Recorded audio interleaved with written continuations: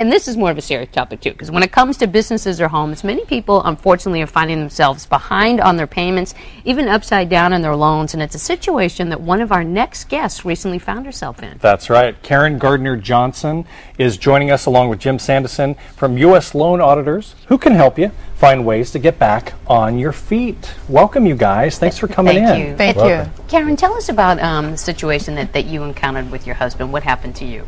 About 3.5 years ago, my husband and I were out on a date. Gardner Johnson, pretty well known in the Sacramento area in the media.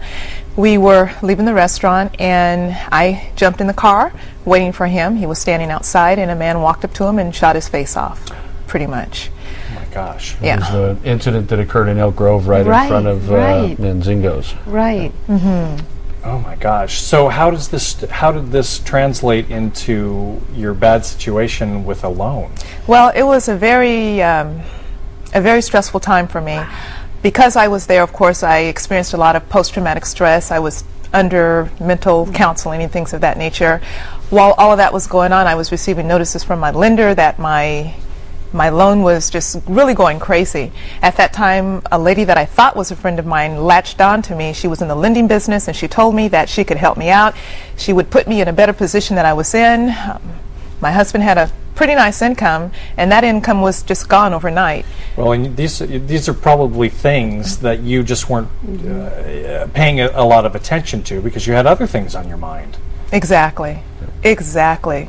Yes. What a heartbreaking situation. How did you contact U.S. Loan Auditors to try to, get some help during this time? That's a good question. When I realized what was going on with the mortgage and everything, I contacted a couple of attorneys. They took a look at my loan docs. They were very familiar with what had gone on with my husband and I, and they said, you have a very good case. They said, fraud, negligence, they just went on, but unfortunately I couldn't afford their fees. I couldn't afford it. And so a friend of mine who was a realtor talked me into short selling my home.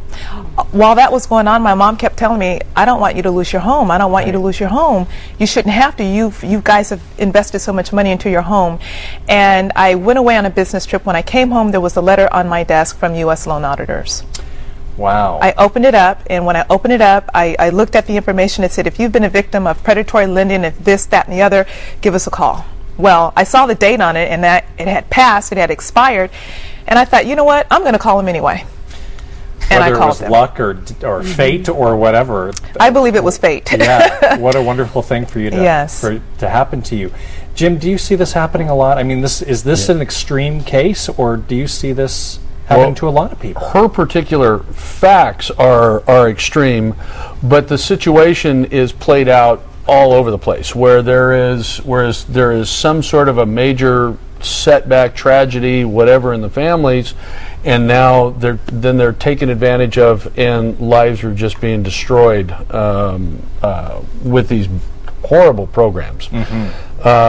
People are, in fact, we have less people owning houses today than we did in the mid-90s when then President Clinton came forward and tried to put together a program that would get everybody into houses. We have actually less today than at that time period.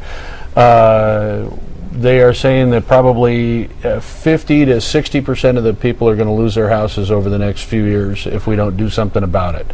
And it's just critical that we step up and start putting a stop to this stuff. Well, obviously, that's one of the reasons why people should contact you. What are some of the other reasons? Well, you need to find out what's going on with the loan. We need to hold the people who did this responsible. And not everybody has, sometimes you've got good loans in just a bad economic situation. That may not be for us, but we may be able to help them find somebody else who can help them out of their situation. But most often what we found is that the lenders have placed these people into these horrible situations just so that they can churn these loans over and over again. And when the real estate market crashed, there was no longer equity in the properties to pull it out, so now they're losing their houses over it. Karen, can you tell us how your federal case is going? Absolutely. It was as you said, it was definitely fate because my house was in foreclosure. I was getting notices, I was getting phone calls, I was just so stressed out. And when they contacted me, they took a look at my loan and they says, wow. They said, this is one of the worst loans we have seen. They said, out of the 100 loans we've looked at, this is the second worst. And so I'm like, well, what do we need to do? Well, it was like we were like kind of up against time because my house was due to be sold off, and actually we started the paperwork going. They actually sold the house, so right now it's in federal court. But the beautiful thing about everything was they were able to stop the phone calls. There were people knocking on my door. There were notices on my door. There were just people, the harassment, all of that stopped. So would you recommend? Absolutely, I'm already recommending, and yes, I would recommend. What I did was Shane Barker, one of the founders. We were in the same networking club together, and I was a little skeptical because I was hearing all the commercials. Be careful about all the scams that are out there. Again, this trusted friend that I thought I had put me in this loan, and so I was nervous. I was really nervous. But when I found out that we were in the same networking club, but I still wanted to do my due diligence. I wanted to check out Jim Sanderson, just to find out that he was a reputable attorney and things of that nature. And once I did my due diligence, I talked to my mom. She's like, she even talked to him on his cell phone. Wow. Got the mom seal of approval. Yeah, I got the mom seal of approval. And once I got mom seal of approval, she saw them and she says, baby, I know this is a great program. Do it. Okay. And we did it. Karen, we wish you the best of luck. Jim, Yeah, thank you really. for Thank coming you so in much. to share this avenue of help for so many people. We appreciate it.